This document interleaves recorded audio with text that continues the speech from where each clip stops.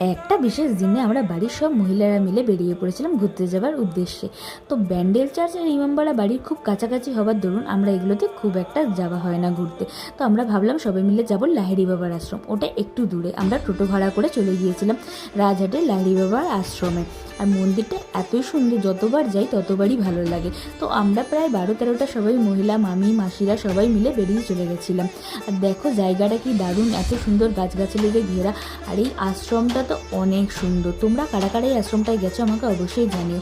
আর যারা যাওনি তারা খুব তাড়াতাড়ি গিয়ে ঘুরে এসো, তোমাদের অবশ্যই ভালো লাগবে। আর এই আশ্রমে ঢোকার জন্য কোনো টাকা পয়সা লাগে না।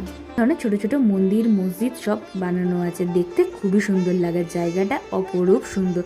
আর এই মহাদেবের এই গুহাটা দেখো, চারি সাইড দিয়ে জল পড়ে আর ভেতরে মহাদেবের এই মূর্তিটা কি অসাধারণ দেখতে, তাই না? তো তারপরেই আমরা এখান থেকে বেরিয়ে চলে গিয়েছিলাম গায়ত্রী মাতার মন্দিরে।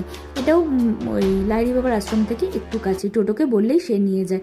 আর এই জায়গাটা অসাধারণ। এখানে একটা গোশালা রয়েছে, আর গায়ত্রী মাতার যে মন্দিরটা সেটা অসাধারণ। এছাড়াও রয়েছে মহাদেবের একটা মূর্তি। আর মহাদেবের এই মন্দিরটাও খুব সুন্দর। আর এই গায়ত্রী মাতার মূর্তিটা দেখো কি সুন্দর।